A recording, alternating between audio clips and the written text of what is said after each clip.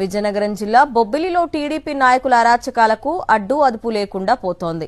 Petrol bunk నిర్వాహకుడైన ఓ దళితుడిని target గా చేసుకుని బెదిరింపులకు పాల్పడుతున్నారు టీడీపీ నాయకులు. పెట్రోల్ బంకుకు లారీలు అడ్డుగా పెట్టి మరీ వేధిస్తున్నారు.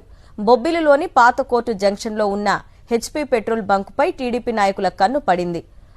లోకాన్ ఏజెన్సీకి చెందిన స్థలంలో హెచ్పీ కంపెనీ పెట్రోల్ బంకును ఏర్పాటు చేసుకుని లైసెన్స్ తీసుకుని నిర్వహిస్తున్నాడు చక్రవర్తి అనే దళితుడు. కాగా ఆ స్థల యజమాని మృతి చెందడంతో తర్వాత సమర్పించాల్సిన డాక్యుమెంట్స్ విషయంలో సమస్యలు తలెత్తాయి.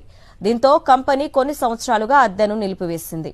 ఈ నేపథ్యంలో దళితుడైన చక్రవర్తిని పెట్రోల్ వ్యాపారం వదులుకొని ఆ బంకును తమకు వదిలిపెట్టాలని స్థానిక ఎమ్మెల్యేను కలవాలని బెదిరింపులకు పాల్పడ్డారు.